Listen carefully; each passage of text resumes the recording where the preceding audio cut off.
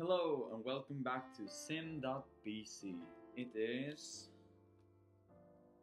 5:06, so it's just 5 past 5, and I've just been done with school, kinda. It's been a long day. It's just the second day, but I'm disappointed, to be honest. I mean, so far, the school itself is kind of a disaster because the people who are instructing us, their English is kind of whack. I mean, if you think that my English is bad, just imagine having French people that don't usually talk English and probably hasn't spoken English since school, 10, 20 years ago, try to give you instructions. Now, not saying that the school is a catastrophe. I'm not saying that. I'm just saying that, well, I might actually have said that.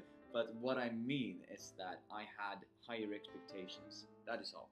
But it's only the second day, and all the people are super nice so far.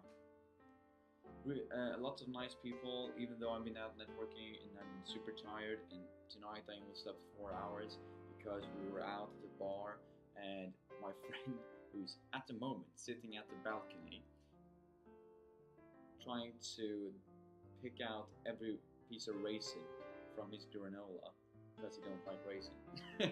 So I found something for him to do at least that probably will occupy him a good 10-15 minutes, making me able to do this video. Now, anyway, he snores, which is so irritating because I wasn't mentally prepared having someone snoring.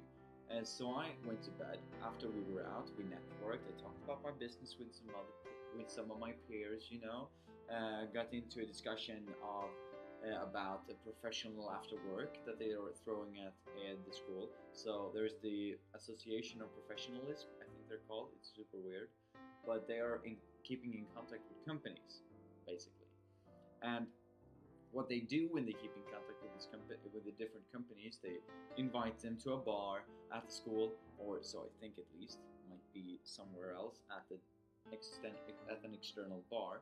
But they invite people to sit there and have an after work with students so that they can share ideas. And I was pitching my startup with this person, and she thought it was a really good idea and that I should totally come and visit and be a part of the association. Now, I didn't show any figures and I didn't show any financial prospects or anything like that. She just liked my engagement in my own product, and that was all that was necessary. She was like, "You can develop a brand." Anyway, so we were out. We actually did something productive, not just drinking. We actually talked, and I was basically sober. I had a whiskey, but I don't drink whiskey, so I drank like 1 centiliter of whiskey, which was basically nothing. Even though I felt like I was affected, but that's just because I never consume alcohol. Basically, it's very, very rare because I like to be staying sharp. Now I know people have some different opinions about that, but anyway. Well, so we came home and it was about 12 o'clock, maybe half past 12, or close to 1. Anyway, anywhere between those times. And my friend just basically passed out. He drank more than me, let's say, just keep it at that. And he snores, which is so irritating because during his entire stay, he had snored one time. It was brief, it was, quiet. If you can snore quiet, but you get the idea. It wasn't loud. At least not in comparison to yesterday when it was like a volcano erupting and an earthquake going off at the same time and 10 nuclear bombs. All of this noise, and of course it wasn't loud, but in my mind, since I was this close to falling asleep myself, hearing this just irritated me, and it kept me waking up yet again and again and again. So I actually took my things and went into the bathroom that way behind me and tried to sleep in there, which was surprisingly comfortable, but still was kind of a disaster because I still heard everything through the door. Anyway, long story short, I only slept about 4 hours. I don't know if you can tell by my face or by my mental stability at the moment, but I have had like no sleep today, which wasn't uncommon because many people were out for the first time yesterday at the school, and so many people were a bit hungover or at least tired today. Anyway, let's go to the thing I want to mention today, which is painting a picture when you talk. And this is something that I have tried to develop more and more with these vlog types of videos, and something that will be crucial to the new type of video that I want to release. Yet again, I'm in the editing process, and it will. Anyway, I don't know if you can tell the people who have been watching, because I see that there are some views, so cheers for that. Painting a picture is really important, and I've tried to do that over the last couple of videos, like the last 4 or 5. I have actually thought about it because it's more, and it's basically a business thing, because it's more interesting if you're at a meeting and someone's going to pitch to you, and it's more interesting to listen to, for instance, someone giving concrete examples with characters and scenery, and they have events taking place, they have numbers, they have figures, they have statistics, they have diagrams, all of that. And I know you shouldn't make those things up, and I'm not telling you to. I'm just telling you to make the most of what you have. So basically, if you go in there and you only have done, for instance, let's say 3 surveys, then you can put those up in different diagrams. You can present what you got, you can tell them what you got, you can give them a figure on a piece of paper so that they can follow on the PowerPoint when you go through and analyze all the points, and you can tell them who it was that took those surveys. Now, 3 surveys is a bit low, but let's say you have 3 instances where you have done 150 surveys each. That sounds better. And you can give them kind of a good look at what you think about these surveys. Not only I've done 3 surveys that were pretty good, this is the result.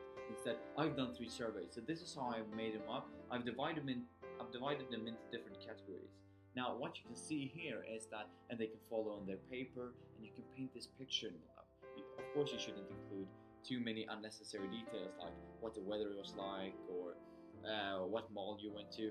Of course, if that's not very important to the statistical figure itself and the analysis of it all. But it's really important to paint a picture, but many people would think it's hard. So here are some tips. You can study characters and relationships. For instance, if you make a world, scenery is important, of course, knowing your current events and scenes, but study your characters, because in your pitch, you are the character. So what's your motivation? And what is their motivation to help you? So for instance, well, that was kind of not interactive at all. Saying me, and they have you themselves, and they want to feel like they're invested. They want to be pulled in. They want to be sold. Like, they want to buy your stuff already. Probably they want to invest their money in something that they believe in, and you have to make them believe in you. That's a sales pitch, by the way. But obviously, and most people do. And then it's really important that you emphasize what's your motivation, what's their motivation to invest in you. For instance, if I go up there and I tell them, hi, I have a product, it's kind of good, most people will probably not invest. But if I go up there and I tell them my story, and I tell them why this product is important, and what change it might make in the world, and why this change actually matters, not only does it make a change, but it make a change that actually will matter in the world, or matter in everyday life, or solve a problem that no one knew existed and therefore couldn't find a solution to. Of course, these are things that everybody's going to mention with their product, or at least I hope that most people will mention with their product or service. But it's really important that you can emphasize their motivation to invest in you. It's really important. So paint a picture, because it's more interesting to listen to. Now, use your imagination. As I said, you shouldn't make up figures, but use your imagination. Perhaps not in the set that you should make fictional things, but that you should be interesting about your language, intuitive, use new words. Look at Stephen Fry, for instance. He has like a plethora of different words that he's using constantly. I mean, if I were to meet him, I probably wouldn't understand a good 20 to 30% of what he said, not based on context or science or technical expertise, just because of his vocabulary is so extensive. Now, you should at all times make up your vocabulary to fit the people you're going to talk to, so that you actually can reach them. But you want to have an imaginative vocabulary, because no one wants to listen to, like me, I say for instance, basically, now, and let's, all the time. At least I think so. Perhaps I'm self-critical, but that's a thing. And that leads us on to our last two tips before I end this. Go with the flow. If you say basically, just keep on going. You can say basically 3 times. As long as you get over it, you will probably be fine. As long as you don't stand up and say, "Oh, I made a mistake here. That was probably not very good."